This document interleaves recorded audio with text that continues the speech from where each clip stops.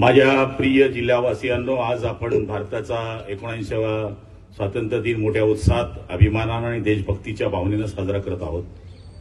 आपल्या देशाच्या स्वातंत्र्यासाठी प्राण अर्पण करणाऱ्या, आयुष्यात झोकून देणाऱ्या सर्व वीरांना आज कृतज्ञतेने मी स्मरतो आणि पवित्र स्मृती संदन करतो. या सोहळ्यात उपस्थित असलेले स्वातंत्र्य सैनिक, ज्येष्ठ नागरिक, लोकप्रतिनिधी, अधिकारी, कर्मचारी, पत्रकार, विद्यार्थी, पालक आणि माझ्या सर्व जिल्हावासियांना मनपूर्वक स्वातंत्र्य दिनाच्या शुभेच्छा देतो.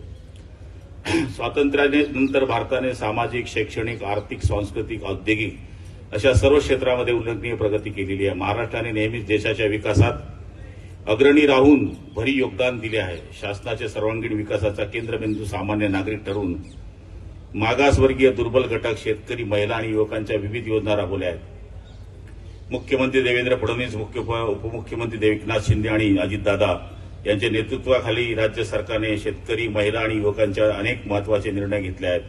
जळगाव जिल्ह्यात कृषी क्षेत्रासाठी मनरेगा, प्रधानमंत्री पीक विमा योजना, हवामान आधारित पीक फळ विमा, राष्ट्रीय योजना यातून मोठ्या प्रमाणात निधी वितरित करण्यात आला आहे.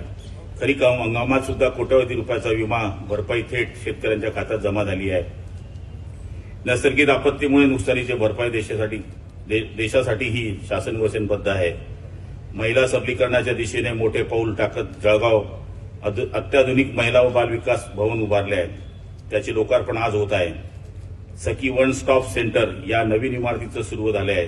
पीडित महिलांना तातडीने मदत, वैद्यकीय उपचार, कायदेशीर सल्ला, आश्रय मिळत आहे. महिलांच्या सबलीकरणासाठी कृतिशील पाऊल म्हणून ओळखली जाणारी संकल्पना म्हणजे राज्यात पहिल्यांदा महिला बचत गटाच्यासाठी बहिणाबाई स्मार्ट ही संकल्पना राबवून निधीची तरतूद करण्यात आली आहे.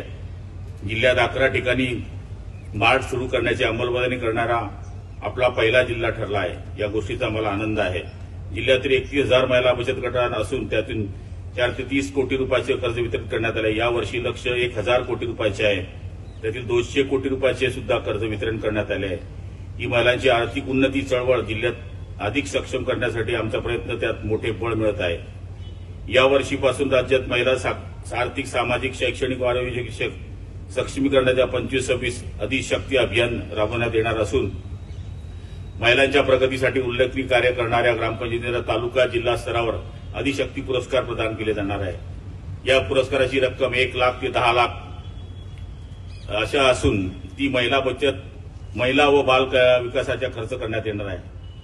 मूल्यांकन दरवर्षी करण्यात येत असून मार्च महिन्यामध्ये पुरस्काराचे वितरण होणार आहे.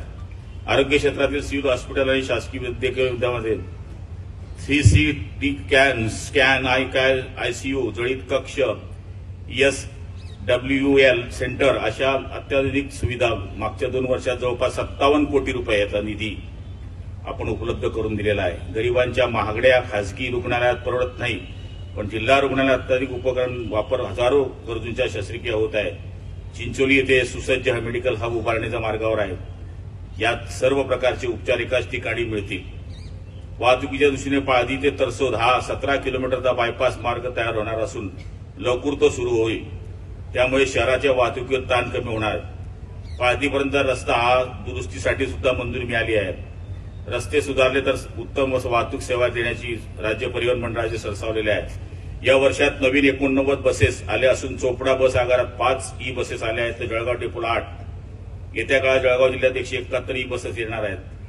जिल्ह्याच्या नागरिकांच्या प्रदूषणमुक्त प्रवास करता येईल. जिल्ह्यातील घरकुलाचे प्रश्न सोडवण्यासाठी आवास रमाई, आवास शबरी, आवास मोदी, आवास पारधी, आवास पुण्यशोका देवी, आवास यशवंतराव चव्हाण मुक्त वसाहत अशा योजनेतून 2,80,000 घरांच्या उद्दिष्टापैकी 2,75,000 घरांना मान्यता मिळाली असून 1,22,000 घरांचे पक्के घरांचे स्वप्न साकार झाले आहे.